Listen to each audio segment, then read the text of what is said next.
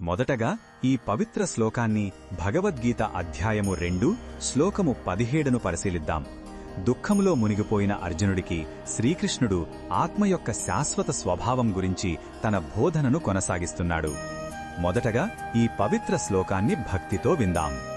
అవినాశితు తద్విద్ధి ఏన సర్వమిదం తతం వినాశమవ్యయస్యాస్య న కశ్చిత్ కర్తుమర్హతి. ఈ శ్లోకం అర్థమేమిటంటే, దేనిచే ఈ శరీరమంతా వ్యాపించియున్నదో అది నాశనం లేనిదని తెలుసుకో. నాశనం లేని ఆ తత్వాన్ని ఎవ్వరూ నాశనం చెయ్యలేరు. మన శరీరమంతా చైతన్యం ఎలా వ్యాపించి ఉంటుందో అలాగే ఆత్మ ఈ భౌతిక దేహమంతటా విస్తరించి ఉంటుంది.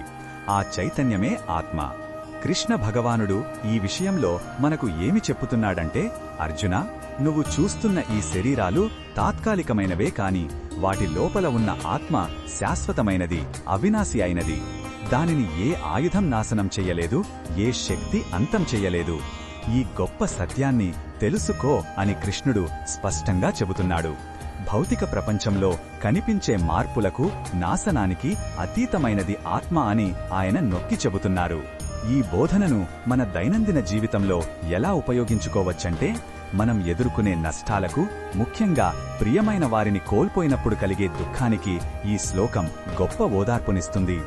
మనం మనల్ని, ఇతరులను ఈ నశ్వరమైన శరీరంగా కాకుండా శాశ్వతమైన ఆత్మగా చూడటం నేర్చుకోవాలి.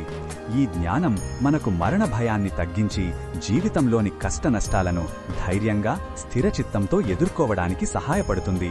మరిన్ని భగవద్గీత శ్లోకాల అర్థాన్ని తెలుసుకోవాలంటే మా తదుపరి వీడియోలను తప్పకుండా చూడండి.